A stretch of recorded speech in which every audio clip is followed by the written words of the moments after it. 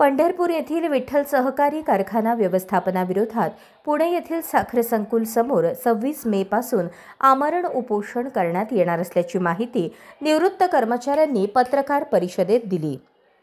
विठ्ठल सहकारी कारखान्याला महाराष्ट्र शासनाच्या थक हमीवर नवी दिल्लीच्या LCD यांच्या संस्थेकडून 347 कोटी रुपयांचे कर्ज मिळाले आहे। यात व्यापाऱ्यांची जवळपास 60 कोटी आणि कर्मचाऱ्यांची 42 कोटी देण्यात यावेत असे स्पष्ट असताना कारखाना व्यवस्थापनाने पैसे दिले नाहीत, हे पैसे गेले कुठे असा कर्मचाऱ्यांचा सवाल आहे। या कारखान्याचे चेअरमन तथा माढ्याचे आमदार अभिजित पाटील तसेच व्हाईस चेअरमन आणि अन्य संचालकांनी गैरव्यवहार केला असल्याचं लेखापरीक्षक वर्ग 1 यांनी दिलेल्या अहवालात म्हटलं आहे।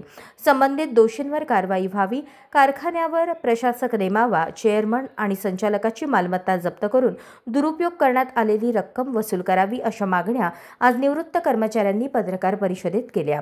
चेअरमन अभिजित पाटील यांनी प्रतिटन 300 रुपये नफा होतो असे सांगितले होते। असे असताना व्यापाऱ्याची आणि कर्मचाऱ्यांचे पैसे का थकवले आहेत असा सवाल यावेळेस निवृत्त कर्मचाऱ्यांनी व्यक्त केला आहे। या पत्रकार परिषदेला केशव शेळके, सुखदेव काळे, अण्णासाहेब काळे, विलास कदम, सत्यवान माळी आदी उपस्थित होते।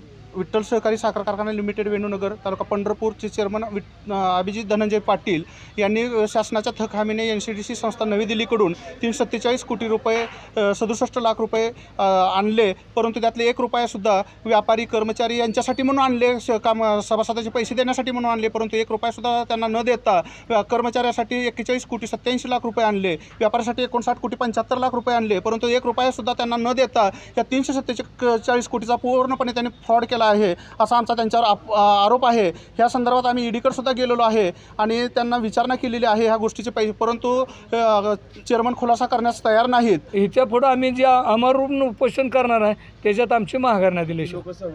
आता आमच्यात साधारण 200 200 सव्वा 200 लोक तर हे होणार। ओके।